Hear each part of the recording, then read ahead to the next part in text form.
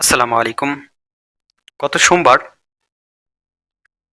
রাষ্ট্রীয় অতিথি ভবনে যমুনায় প্রধান উপদেষ্টার সাথে ভারতের পররাষ্ট্র মন্ত্রীর এক বৈঠক হয়।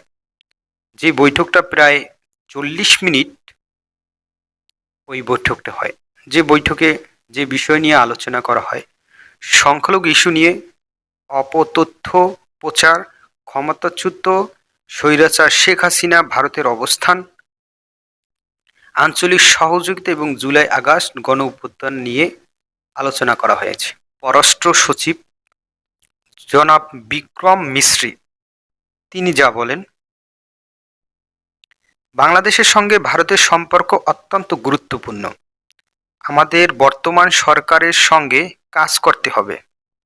জুলাই আগস্টে গণ অভ্যুত্থানের সময় প্রায় প্রতি ঘন্টায় তিনি বাংলাদেশের ঘটনাবলী পর্যবেক্ষণ করেছেন। ডক্টর ইউনূস উপদেষ্টা হিসেবে দায়িত্ব নেওয়ার পর যে সকল বিদেশি নেতা তাকে অভ্যর্থনা জানিয়েছেন, তাদের মধ্যে ভারতের প্রধানমন্ত্রী নরেন্দ্র মোদী সামনের সারিতে আছেন। ভারত সার্কের সাথে কাজ অব্যাহত রেখেছে, যদিও কিছু বাধা রয়েছে। ভারতের পররাষ্ট্র সচিব আরও বলেন, ভারত গত মাসে বাংলাদেশিদের জন্য ভিসার সংখ্যা দ্বিগুণ করেছেন এবং আগামী দিনে এই সংখ্যা আরও বাড়বে।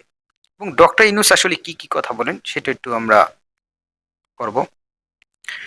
ডক্টর ইউনূস প্রধান উপদেষ্টা জুলাই আগস্টে গণ অভ্যুত্থানের মাধ্যমে শিক্ষার্থী শ্রমিক জনতা কিভাবে এক হয়ে হাসিনার বিরুদ্ধে দুর্নীতি শাসন আমলে অবসান ঘটেছে তা বিস্তারিত বর্ণনা করেন।